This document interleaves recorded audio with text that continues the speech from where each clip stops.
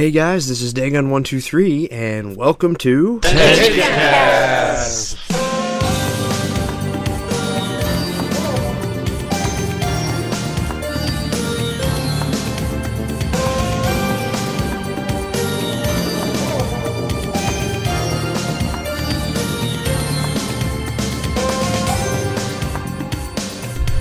Hello everyone, and welcome to the next exciting episode of Tenchicast, presented by Tenchiforum.com. Tenchi Muyo is slowly starting to near its end of the road, and the closer it gets, the crazier it is getting, with references and plot galore. To help us set the table of the dinner of Tenchi Muyo, Chuck. I'm back, baby. Pie. Game over, man! Game over! Nil. It's a good idea to leave your troubles at home when operating a vehicle. And who? We wish you a Merry Christmas. We wish you a Merry Christmas. Oh. Hey, everybody. How's it going? Well, we are going from episodes 46 to 55, and what have been your favorite moments in between? Chuck? There's been a lot of fun moments.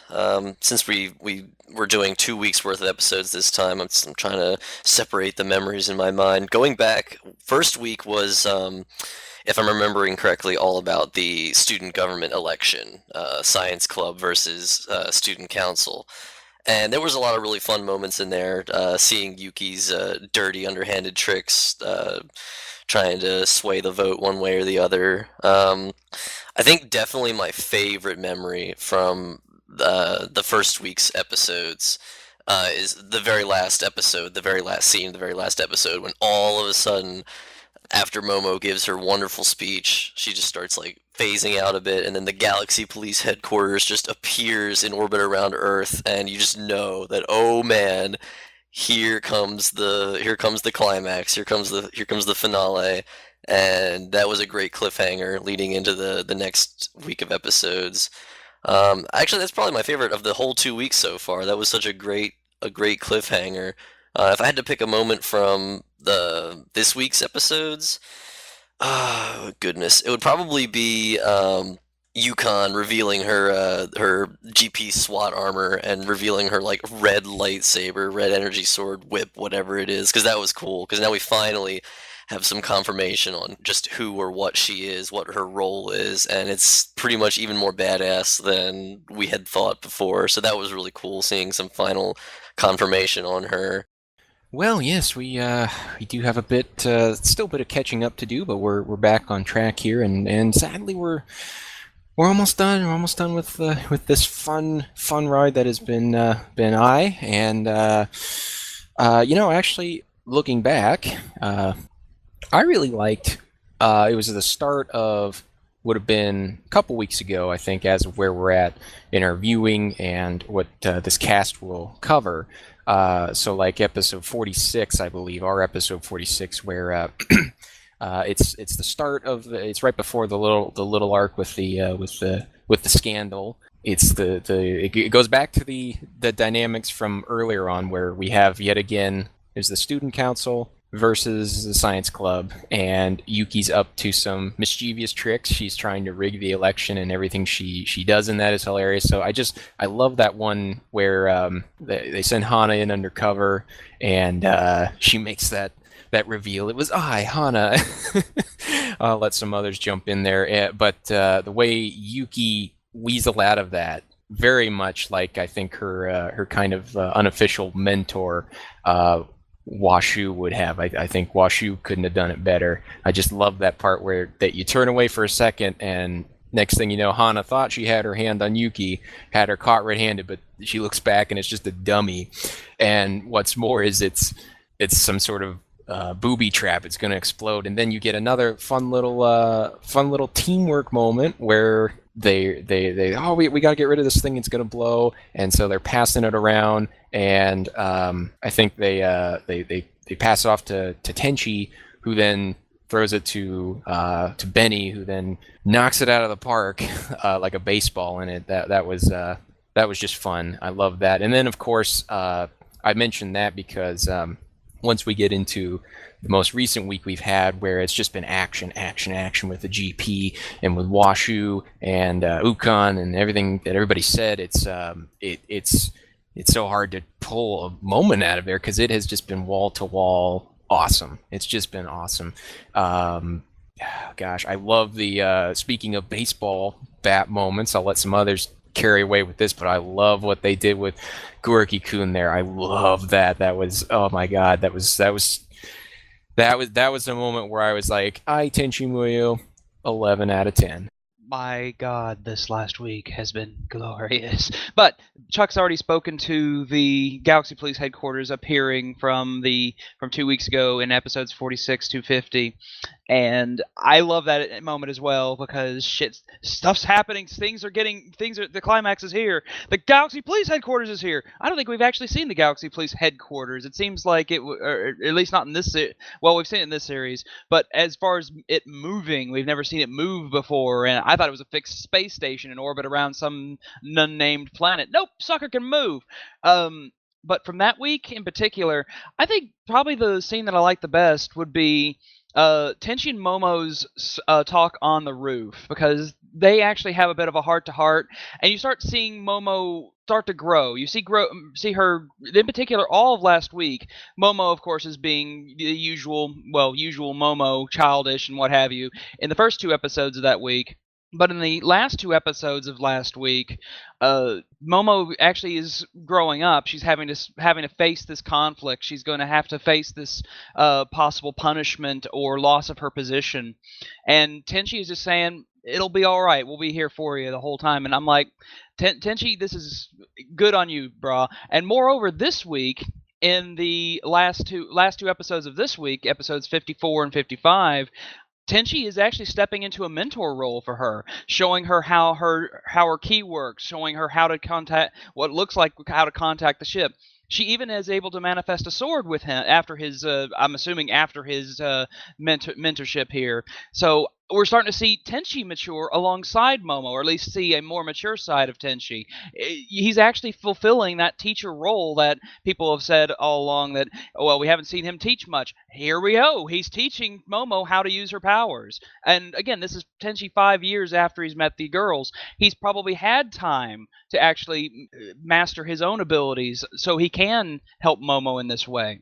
Now, as far as context for this week has been wall-to-wall action, just as Who has said, and picking out a moment isolated, I don't think is very fair to it, because so many moments have been amazingly awesome. We've seen Kumo-kun in action again. Yes, the spider. We saw Gorky-kun pretty much parody and mimic FLCL, the Iron Giant, and several other big mecha shows where he just is manly as motherfuck, just hitting the dimensional bullet with that baseball bat. I mean, he was awesome. That was his moment to shine. It was glorious. And then my second favorite scene for this week, the one that I probably am going to emphasize the most, as my opening tagline said for the moment today, was the seed pods. Yes, the GP SWAT think they got this all sewn up. Yuki and Rui are out of commission. They think they got this. They barge into the building. What do they see? Rows and rows of eggs. And I'm just, in the back of my mind, I'm going like, Big Ishii, you just didn't do this. The 4 flaps on the top open up in that trademark style, and what pops out? I'm thinking crazy monstrosity. Nope. Cute little Washu head. Boop. Then it jumps on the guy and fucking wraps him up in the hair. And then the guys are like, oh my god, start shooting everything. They look up at the ceiling. They're surrounded. The GP are screwed. This entire scene was vintage from the Alien franchise. I loved it to death. And that's just this one scene out of all the goodness that's this week. Well, I can skip the previous week because Who already covered it. I love the whole engagement with Yuki laying the trap and the baseball knocking it out of the park. Like, that part just slayed me. That was definitely my favorite part of last week. So concentrate on this week because it was just so absolutely heavy with just great moments all over the place. A lot of plot moving forward, but also a lot of just that classic Tenchi comedy. I think one of my earliest favorite points in this week's episodes was when Yuki is clung to the front of the abandoned building, and she's like, "No, they can't take it away, my precious." And she's like coming up with this like elaborate conspiracy theory in her head, like, "No, they're trying to take it away from us. They know it's down here." And it's funny because everybody's treating her like she's absolutely insane, even though she's absolutely right. And, normally she would be absolutely out of her mind. But for the first time, somebody who's actually a conspiracy nut is right on the money on what's going on here. So I love that juxtaposition because, she's obviously a little mentally unstable. So everybody's just kind of like, Yuki, you calm down, girl, put the remote down. But now she was the one in the right for the first time. And that made that episode for me. Moving forward a little bit, I love the aliens reference. I loved the gas masks, like the whole scenario inside of the building when the GP SWAT first breached and having Yuki and Rui be like the first line of defense in their whole, Washu using them as weapons. Just she never ceases to amaze how she finds ways to just weaponize whatever she can find. Oh yeah, I'll weaponize a bullet that can, oscillate dimensions. I come up with a gun that destroys a universe when you fire it at. Oh, I got these two science students. I'll weaponize them too. Why the hell not? Plenty of callbacks to the regular show as well. At least the old shows. We got to see Aika and Sasami reprising their roles as Jiraiyan royalty, lest we forget that's what they actually are, actually appearing in their diplomatic status, which hasn't happened for a really long time. I loved Yukon's unraveling. She's getting power hungry. Aika and Sasami come in, they're like, "You will stop this right now because this isn't part of the agreement. The Galaxy Police don't have permission for this." And she's just like, "Fuck it, cuff them up." And then, of course, all credit has to go towards, I think my favorite scene of all this week was Mahoshi popping up behind Washu and Washu realizing she goofed. She forgot the one thing that could possibly stop her. Everything else, she's always got a plan out. She's always got some way to escape. Always Mahoshi who's the one that ruins it for her. And this series is no exception. Except this time, Mahoshi didn't do it on accident.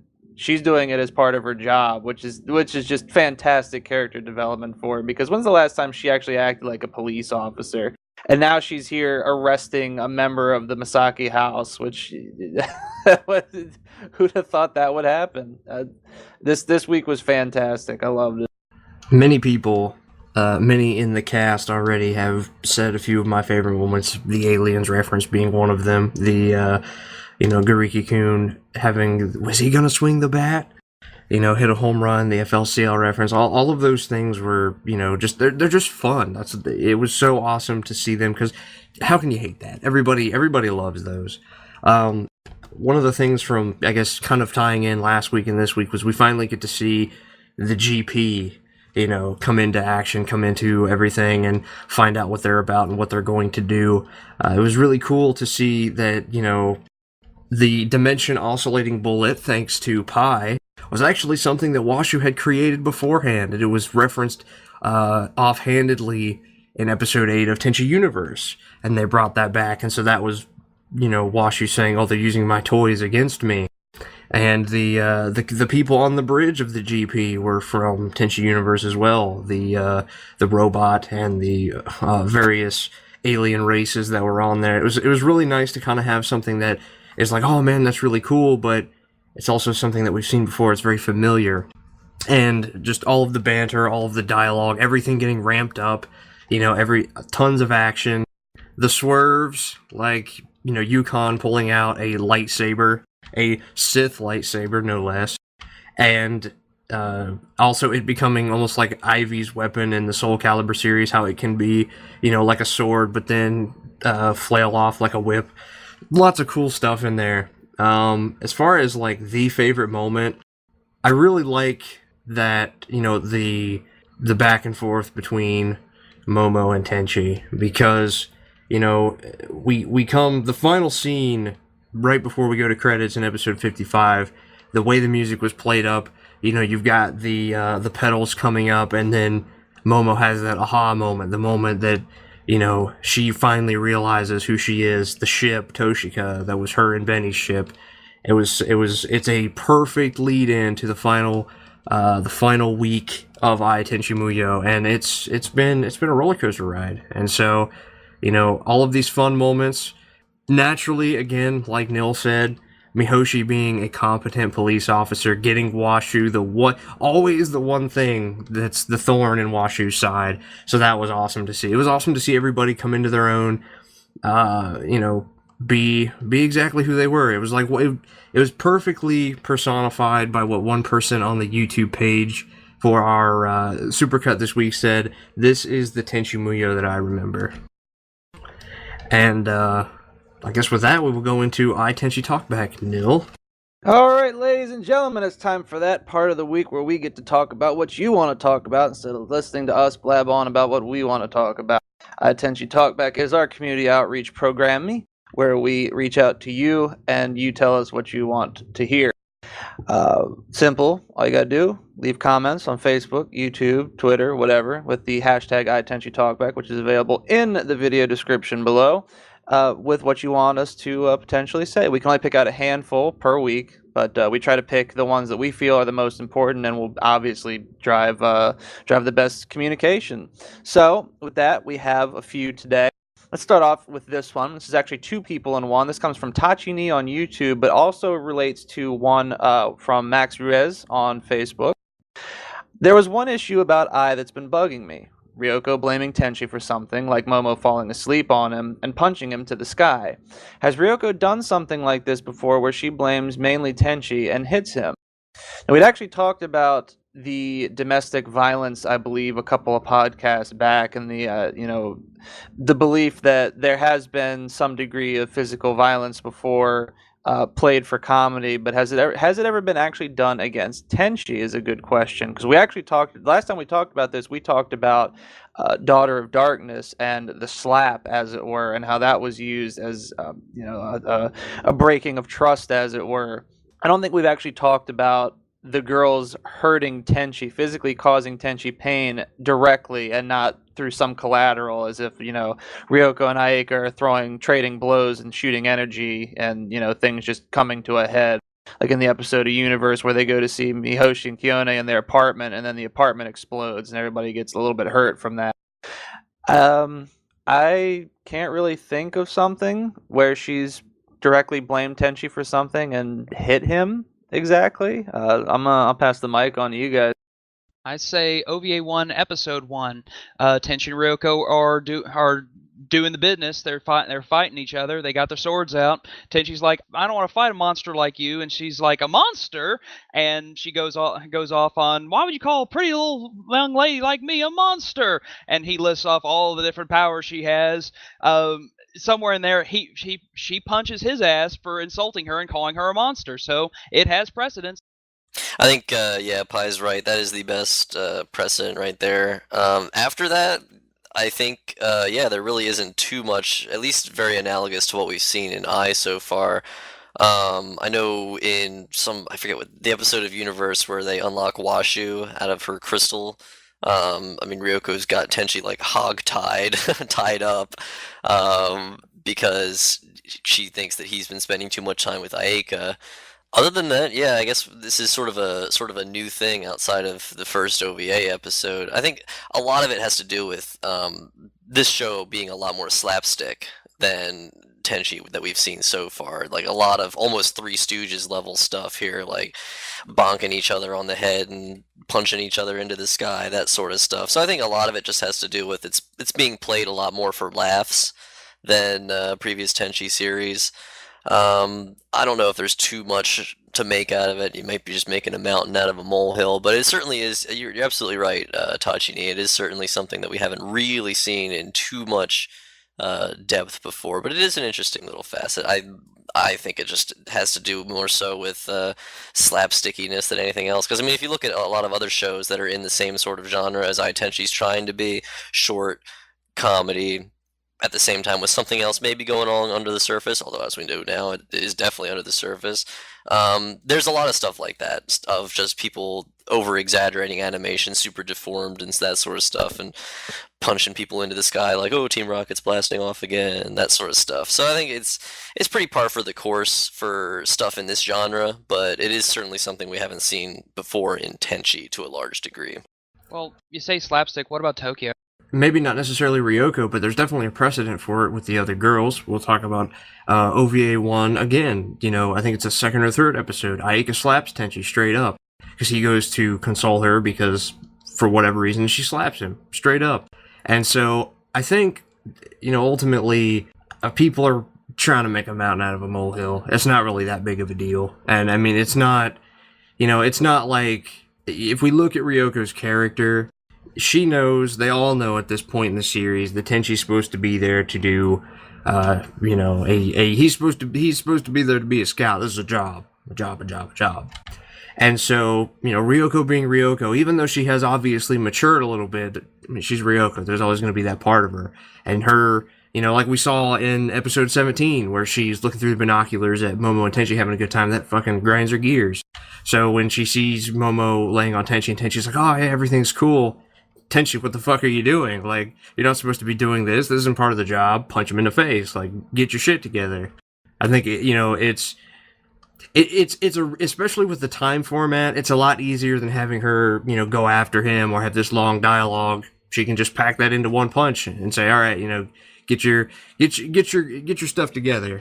Well, I do think, and that was excellent job citing precedents, and also I think there's the kind of the contemporary anime feel to take into account a little bit, where my experience is not that thorough in the genre, surprisingly, even though I love Tenchi from way back in the day. I know a lot of people think that's contradictory, but I would disagree. But anyway, is where that is. I do feel it's still in line with her character, but I did think this was a good one to bring up because so we've seen Ryoko taking it out on the girl instead of Tenchi, where there would be Daughter of Darkness and Mayuka, or Tenchi and Tokyo and Sakuya. Here, though, I think it's her a little bit more matured, and I think it's Tenchi as well. Him being, he's, especially with Momo here, a student. He's Tenchi Sensei. He's older now. He's in a position of authority, and so really, unfortunately, the old, when he was a 17-year-old country bumpkin, and oh gee, all these girls are in my house, so whatever shall I do?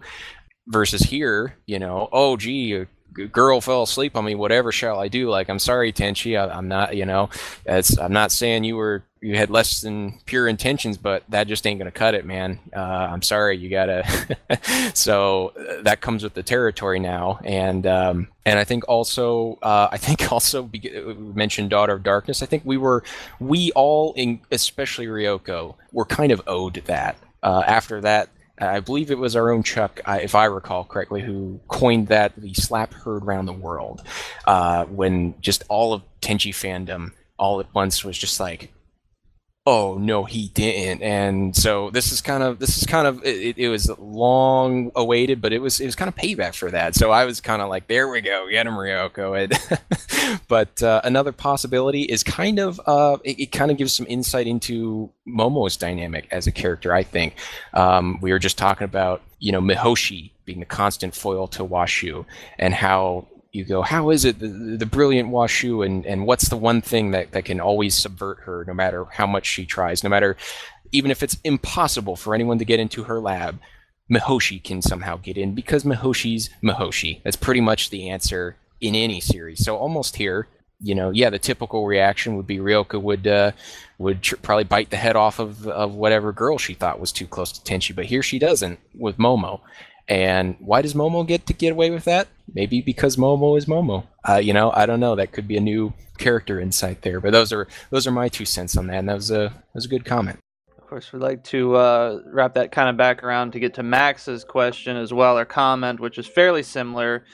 He mentioned that Benny. He was talking, of course, about Benny's punch to Ryoko in one of the most recent episodes, where she just decks Ryoko, like, just not quite out of the blue, but Ryoko's running her mouth being smarmy, and finally Benny just reaches out and just says, you know what, shut up, and puts her down, down.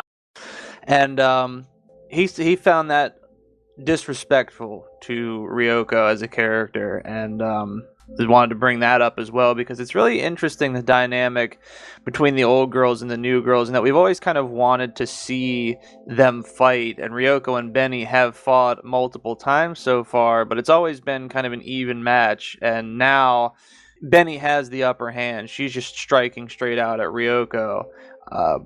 Is it necessarily disrespectful, that move? I mean, again, there is also the degree of slapstick comedy to be kept in mind, but, do you see that as kind of a quote-unquote violation of being a new character, as it were? I mean, I don't think so, but this was a comment that came up, and I've seen it a few times, so I wanted to pass the mic around on that one. Well, I think ultimately, no, it's not disrespectful. One of the things that we saw very, very early on is that everybody, they made the new characters, through the way the show was written, it's very respectful to the old characters. The old characters don't have all of the spotlight, but when they do have the spotlight, it's important and they look strong. With Benny and Ryoko, it was almost from the very beginning, fans zeroed in on Benny being the new Ryoko, as it were. She is the tough and powerful one. She is the ogre. Ryoko is the Oni. They're very kindred spirits in that respect. They're very, much like Benny to Momo, Ryoko is to Tenchi. She's very, Ryoko would and has risked her life and would risk her life for Tenchi. Benny would do the same thing for Momo. And so, we see Benny, the first time that Benny and Ryoko go head to head, they have an arm wrestling competition, and they're both psyched out by the fact that they can stand toe to toe with one another. But as we keep building and building and building to the series, not once do we ever see Benny do anything to Ryoko that's disrespectful to her. They're on the same level. They're always put on the same level. So you have, as you're going through the series, at no point do you say, well, Benny is better than Ryoko. Like Nil said, Ryoko was running her mouth. Everybody's tensions are high. The GP is out there fighting. A bomb went off. The oscillating bullet exploded. You have all of these crazy things happening. Momo is starting to disappear. Everybody's tensions are on high. And Benny, of all people, she's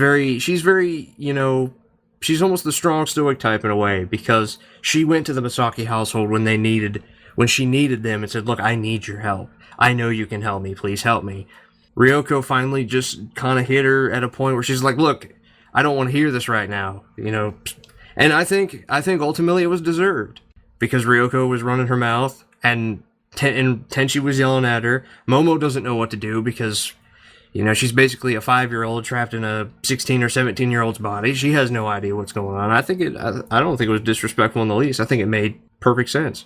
It was a bit of a cheap shot. I'll give her that, but it was one of those moments. It wasn't like Benny was trying to prove, I defeated the great Ryoko. No, it was like Dagon said, tensions running high, and since we were talking about Benny's very similar to Ryoko, well, we know from Ryoko, and I think even from this series in the build-up, we know Benny. She's very action oriented. She's not much of a talker. She a lot of times lets her club or her fists do the talking, and that's kind of what.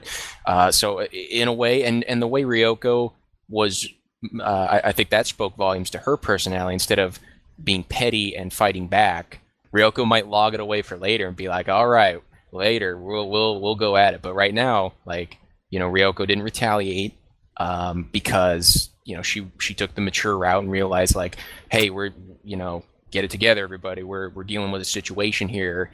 So I was really impressed with that. But I think Ryoko probably took that in the way that between Ryoko and Benny, they had a lot of communicating, even though they didn't use words. During their arm wrestle and their strength competition. So this was some more communication here, and Ryoko got the message. And the fact that Ryoko went flying, one, is comical, and two, it's just because these characters are that strong. And so if one of them cheap shots the other and they don't see it coming, they're gonna go flying. So it doesn't mean Benny totally pwned Ryoko. No, it was just one of those. If you've ever been in a situation like that where you kind of snap at somebody or you yell at them a little bit, or maybe you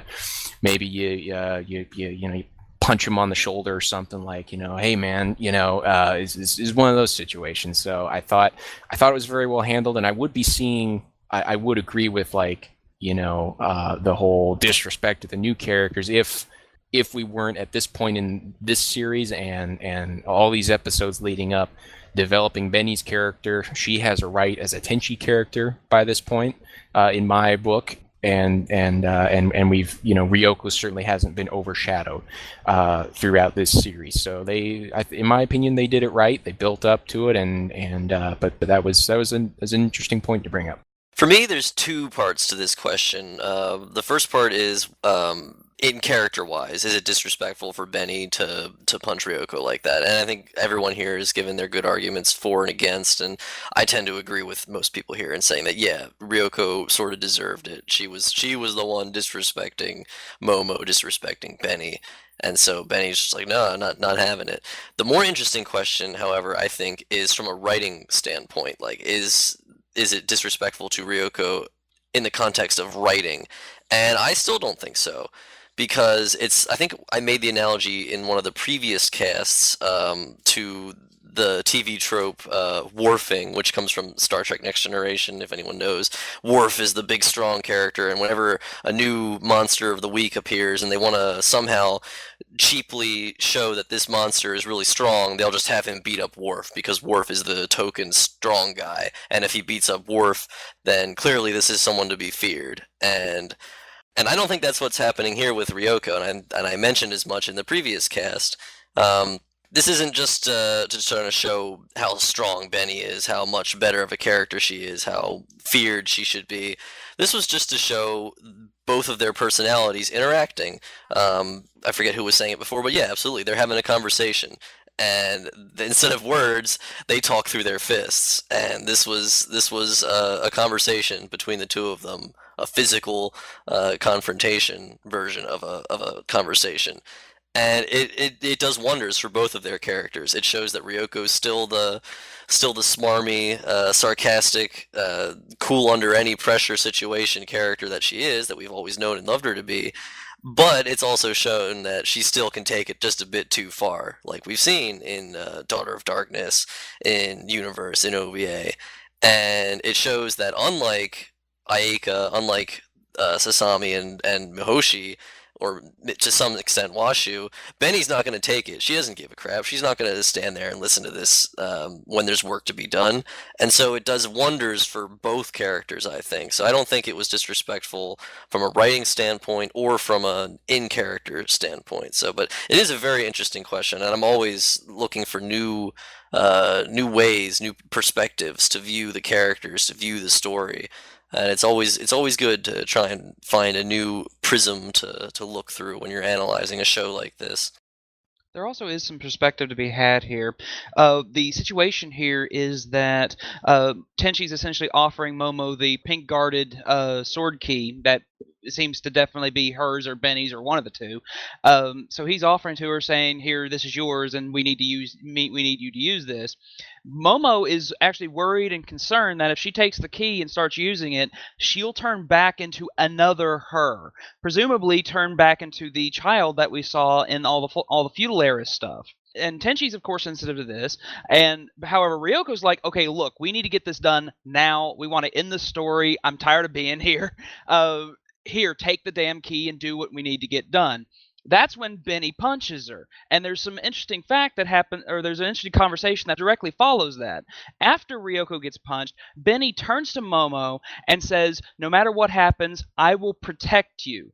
I think this is actually a very character-building moment for both Momo and Benny, because Benny is actually acknowledging she's going to protect Momo the same way she did in episode 33 when she became Momo's protector in the on Jirai back in the before times. With Momo, of course, she accepts this, and there's a bonding moment between the two of them. Now, admittedly, Ryoko. And another thing that's interesting about this episode, at the end of said episode, Ryoko and Benny are the only two left. So the two of them are now paired up. So possibly this punch again, they're going to have some communication between the two of them in the next week of episodes, because it looks like it's going to be up to them to do something by the end of this, now that Tenchi and Momo have been removed from the equation. I think that this is something that could grow both Benny's character and Momo's character in the next week. You know, one of the other things, too, that when we look at the dynamic between Ryoko and Benny, I think Ryoko herself also sees a lot of herself in Benny, because right after, right when what we assume to be Toshika is awakening and Tenchi and Momo are engulfed in the petals, which, by the way, I love the fact that all of the awesome stuff that's happening in this episode, we kind of just glaze over the fact that the planet is now cut in half. But Benny is trying to desperately punch this barrier, and Ryoko comes up and grabs it and says, "Do you want to die? Like, this is a Jiraiyan barrier. You don't want to do that." It's because Ryoko, even if she doesn't say it, she respects what Benny is doing, because that's the very same thing that she would do. And so, even though Ryoko is Ryoko, and she will get into a fist fight if it means it, Benny doing what she did for Momo, again, like I said before, represents something that she would do for Tenchi as well if somebody was mouthing off like, "Look, fuck you, like, this is somebody who is incredibly important to me, you can't just make this decision for them, this is a big deal." Well, I thought it was worth talking about. It's definitely, as was mentioned by Chuck, there's always interesting prisms to look through, and I like learning what everybody's view on the Tenchi world and the girls and the characters, and just, the way that they see things is always interesting, because everybody's got something a little bit different. That's one of those just kind of special things about this fandom. That's why we do this iTenchi Talk Back. So, next up, and our last iTenchi Talk Back for today, comes from Greg Box on Facebook, and he says, "Ukon is driving me mad right now. She seemed to be a Kagato-like villain to begin with, but now it turns out she was kind of a spy, and she's kind of working for the GP, but still kind of in command. Am I supposed to be conflicted by Ukon's motives, or am I just crazy?" I love this comment, because I said something very similar when the reveal happened that she was a Galaxy police officer, and it turns out that, yes, she is legit a Galaxy police officer, and she's part of the ground team for this whole plan to catch up to Washu and get the tool, get the key, and stop all the madness. Because they paint her in such a negative light. They always make her look like a villainess. There's always the dark, stark lighting around her, and always this kind of like evil look to her face whenever she gets Tenchi, or she gets close to the Tenchikin, like the one time where she gets a hold of it. She's like, "Oh yes," and she's like clinging to it, kind of teasing Tenchi with it a little bit, and then he grabs it and runs away, and she appears really, flustered. It all makes sense now, Previously, it just seemed like she was a villain, and maybe there was some greater evil behind it. But no, she's just a Galaxy police officer, and that's just fantastic writing. Like, nobody guessed it, and I'm pretty sure we talked about that as well on the last podcast. How nobody guessed what Ukon was actually going to be. Everybody thought she was going to be a Kagato-like villain, but turns out no. She's actually kind of in a gray area, although right now we're starting to see her kind of do some power play moves with, arresting Jiraiyan royalty, as it were, or at least, suggesting that that's what they should do, and dismissal of their command. she's an interesting character, and I loved the way that she was developed, and I think you should be conflicted somewhat, because she's not a villain. She's doing her job, and that's fantastic. There's no big bad this show just yet. I mean, there could still be one that pops up at the very end, in the final week, but right now you just have a couple of forces that are all in a very gray area, all trying to do what they think is the right thing, and not necessarily being villainous about it, but maybe not throwing caution as well as they should. Indeed, yeah, I will freely admit to speculating that Ukon would be the villain of this series, and just like everyone else, I was taken aback when we first got the hint that she was connected with the GP, and now is an elite commando sort of person. I think it was you, Pi, yesterday when we were talking about this, said that she's a loose cannon. No, that was Nil, I think. Was it you, Neil? Pretty sure that was me, yeah. Yeah, well, anyway, I think that was a wonderful descriptor for her and the whole GP at this point. They're not bad. Like, they're not dirty cops. They're not in this for power or glory or anything. At least not that's not their main goal. They're just doing their job in a very reckless and power hungry manner. And so yeah, they're not villains. They may be antagonists. I would certainly, at least the GP commander at this point can be considered an antagonist. I mean, launching a super weapon at populated Earth, that seems a very antagonistic thing to do. But yeah, there's no villains at this point, and I love it. I think it's a testament to the writing, because I mean we've seen villains before. In fact, I would highly recommend our listeners to go back to our Tenchi Muyo Villains podcast, where we talk about a lot of these things. Like and many of us said we wanted a bit of a gray area villain, because we've had big charismatic evil villains like Kagato, and then we've had more goofy and incompetent villains like Clay. Um, and I think one of the things that really struck me is a lot of us agreed that we all really sort of liked the idea of Yugi in Tenchi in Tokyo as a villain, because she wasn't bad. She was hurt and she was trying to strike back, and that's very similar to this. And it's funny that after that cast, we're now being presented with just that situation that we said we wanted, and I think it's cool. I really like it. It's exactly what a lot of us have wanted for a while. And it's good to be conflicted. It is. It's good writing. It means the writers are doing their job and the director is doing his job. So revel in this time, Greg. Revel in it. Well, one of the things that, this question highlights very well, Greg says, am I supposed to be conflicted? Well, I will direct this somewhat at some, certain comments that have been made saying, based on the length of the episodes or what have you, saying, where's the depth? I don't see the depth. Is there depth? Right here. This is your depth. The writing is right there. It's being spoon-fed to you. It is fantastic. We're conflicted by Ukon. Nobody saw Ukon's turn coming, that she was a part of the Galaxy Police. We had ideas, much like Greg, that she was this Kagato-like villain. This villain, she was going to be the big bad, right? She was the one. Turns out, not really so much. Much like Neil said, she's kind of the loose cannon. She's the one that is doing her job. And that's another cool thing, is the GP, like Chuck said, they might be doing it in kind of an overkill kind of way, but they're just doing their job. We forget, too, based on this, and this is something else that was brought up in the episodes this week, was that the grunts of the GP SWAT, one of the rookies was kind of shooken up, and the veteran guy with the cool staff, who I think is probably one of the first people to get attacked by Washu's facehugger things, says, you have every right to be scared, because this is the great Washu Hakubi. She's the one who blew up a solar system. And it's just like, let that sink in for a second. Washu blew up a solar system. Washu's the creator of the dimension oscillating bullet, which got her banned in Tenchi Universe, and among other things, from the Science Academy, And it's, so you kind of have this who's right, who's wrong thing going on, because even though you have, this very brooding, very dark, almost villain-like GP High Command saying, we need to stop them, this is what they're doing, haha, we'll end this feud.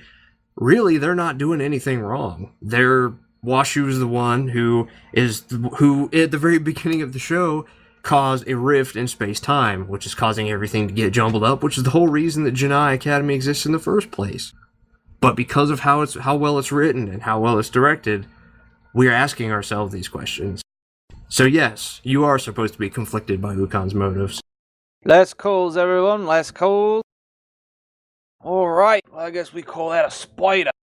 That about wraps it up for Tenchi Talk Back this week. That's the segment of the show where we talk about what you want to talk about. If you wish to participate, you have one last chance, and that is the week coming up, because this is it.